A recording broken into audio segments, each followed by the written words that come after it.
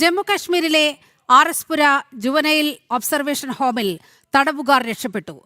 ഉദ്യോഗസ്ഥരെ ആക്രമിച്ചാണ് 2 പാകിസ്ഥാൻ പൗരന്മാർ ഉൾപ്പെടെ 3 പേർ രക്ഷപ്പെട്ടത്.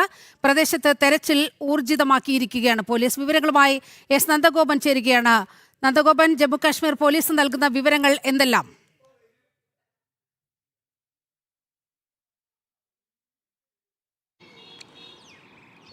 നീലിമ, ഇന്നലെ വൈകുന്നേരമാണ് ഈ 3 പേർ തടവിൽ നിന്നും അല്ലെങ്കിൽ ഈ ജുവനൈൽ കുട്ടികളാണ് ഇവർ 3 പേരും രക്ഷപ്പെട്ടത്. ഇതിൽ 2 പേർ പാകിസ്ഥാൻ സ്വദേശികളാണ്.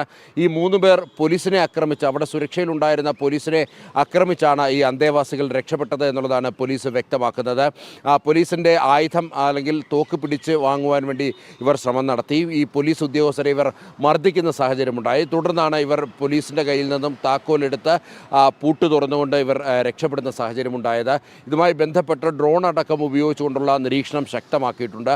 ഇതിൽ ചില സുരക്ഷാ പ്രശ്നങ്ങൾ കൂടി നിലനിൽക്കുന്നതിനാൽ തന്നെ മറ്റ് അർദ്ധസൈനിക വിഭാഗങ്ങളുടെ നേതൃത്വത്തിൽ കൂടി തിരച്ചിൽ ഊർജിതമാക്കിയിട്ടുണ്ട്. ഈ 2 പാകിസ്ഥാൻ സ്വദേശികൾ അവർ ആയുധവുമായി ബന്ധപ്പെട്ട ചില ഇടപാടുകളിലാണ് ഇവർ പിടിയിലായത്.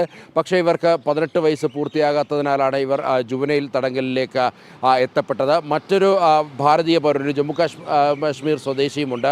ഇയാളും ഏതാണ്ട് തീവ്രവാദ സ്വഭാവമായിട്ടുള്ള കേസുമായി ബന്ധപ്പെട്ടാണ് ഈ ജുവനൈലിലേക്ക് എത്തപ്പെട്ടിരിക്കുന്നത്. ഏതായാലും ഇതുമായി ബന്ധപ്പെട്ട് പോലീസ് അന്വേഷണം ഊർജിതമാക്കുന്നതിനൊപ്പം തന്നെ അർദ്ധസൈനിക വിഭാഗങ്ങളും ഈ പുറത്തേക്ക് പോയ ഈ തടവുകാർക്കായി വേണ്ടി തിരച്ചിൽ ഊർജിതമാക്കിയിട്ടുണ്ട്. നീലിമ, വളരെ ആശങ്കാജനകമായ ഒരു വാർത്തയാണ് ജമ്മു കാശ്മീരിൽ നിന്നും പുറത്തുവരുന്നത്. ആർഎസ്പുര ജുവനൈൽ ഒബ്സർവേഷൻ ഹോമിൽ നിന്നും തടവുകാർ രക്ഷപ്പെട്ടു.